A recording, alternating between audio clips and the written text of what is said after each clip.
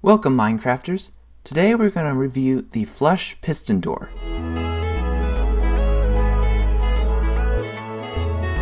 So basically what a flush piston door is it's a piston door for one, so that means it basically opens and closes like a regular door.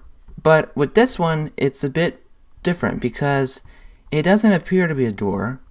What it does is it moves the blocks in a way that when it's open, there's a passage, but when it's closed, it's flush with the wall that it is built into.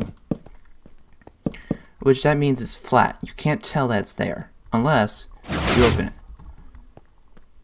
And the way it does that is when you have a wall, it takes this block, moves it back one, and into the side. So then you have passage.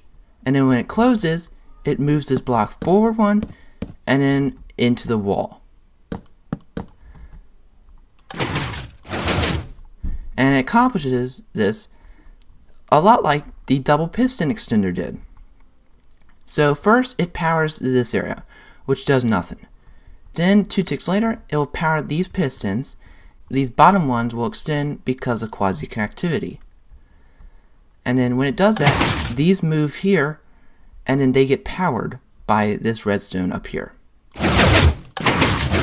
And then when it gets unpowered, these retract first, because this turns off immediately, which allows these to retract it 2 ticks later. Very simple. Alright, now we're going to review a couple different designs. So first, this design I was showing you earlier. This is also known as the Jeb Door, if you've ever heard of it. The Jeb Door is named after the co-founder of Minecraft, Jeb, along with Notch, but he didn't get named in this. So this is basically a horizontal flush piston door because it moves blocks horizontally. But you can do the same for vertical. So right here we have basically a floor right here, and then when we power this, it raises it up, and then you can walk on it like a normal floor, but then when it opens like a trap door. So these are extremely useful for trap doors, especially ones of large scale. Here we have a normal cliffside. Now, aside from the lever, everything looks to be normal. But no one would ever guess that there's a door right here. Now normally you'd have a more secure way of accessing it, but for now a lever works fine. So as you can tell, that when it's closed, it just looks like it's part of the mountain. But when it opens, a hole opens up in the mountain.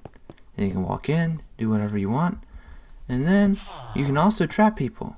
So if you have someone that wants to take your stuff and they go, ooh, whoa, you can have a trap door that opens up and then they die. Now that we know how to use one, we need to know how to build it. So first, you need your wall, wherever you're going to put it into. So we have this birch wall right here. You can use a mountain, doesn't really matter. And now you have this 2x2 area right here where the door is going to open and close from. So if you go back one block and go over 2, you put 2x2 pistons in each side like this. Then you put 2 more pistons facing the direction of where the door is going to be.